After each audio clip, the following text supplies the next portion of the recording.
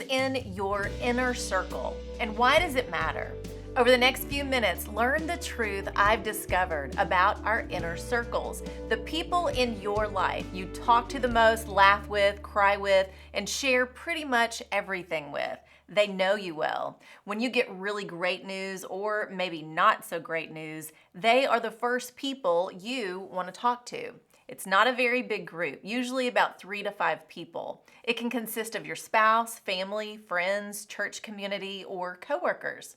For me, over the years, I can look back and see how my inner circle changed through seasons of life.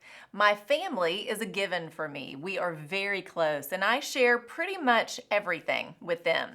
Beyond that, I've had an inner circle of friends that God has used to challenge me, walk life with me, and love me well through pretty much anything I've faced. If you were to have a conversation with and get to know, let's say 3 of those friends, you would get to know me. You are, to a certain extent, who your friends are. If that's true, then what do your friends or your inner circle reveal about you? Do they reflect what you value and believe? Do they even know what you value and believe?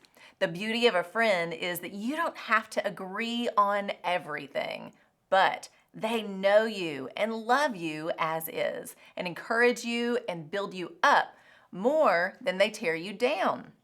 A friend of mine shared this thought: the values and convictions that shape our beliefs and guide our paths should be a given to those in our tribe, not a debate, not a fight.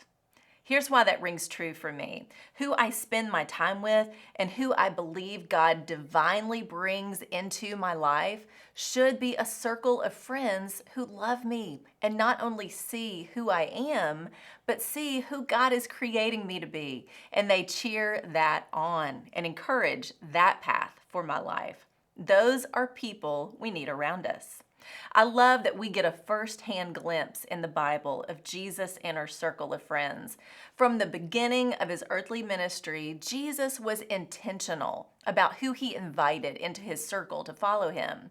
4 fishermen, Peter, Andrew, James, and John, are blown away when Jesus miraculously fills their nets and boats with fish. They are the first 4 to drop everything and say, "I'm in." Jesus would then add a few more, finalizing the 12 apostles. Of these 12, Jesus spent the most time with 3, Peter, James, and John. They were there with him in his most memorable moments. They witnessed all sorts of miracles. They watched as Jesus on the Mount of Transfiguration revealed his heavenly glory to further deepen their faith.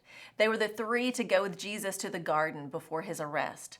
40 days after the resurrection, they watched him ascend into heaven and were commissioned with the others to go and spread the gospel. Were these 3 friends perfect? No way! They were sinners in need of a Savior just like you and me. But God called them to be a part of the story. The day Jesus invited them on mission to be fishers of men, Jesus knew what that meant for their lives. And he took every moment of their 3.5 years together, investing in them and revealing truth to them, preparing them for the day he would complete his mission. And they would then be the ones to complete their mission, to spread the gospel, establish his church, and ultimately die for it. The friends we surround ourselves with matter. Jesus knew that. He knows what true friendship looks like. That's why he spoke these words to his friends in John 15. "Greater love has no one than this, to lay down one's life for one's friends. You are my friends if you do what I command. I no longer call you servants because a servant does not know his master's business. Instead, I have called you friends, for everything that I learned from my Father, I have made known to you." Jesus was gathered with his closest friends in the upper room hours before his arrest, trial, and crucifixion. The words he speaks are revealing and intentional, and all the experiences they've walked together have led to this moment. He knows they will scatter. He knows of his betrayer. Yet still, he not only tells them what love looks like, he is about to show them as he lays his life down for his friends.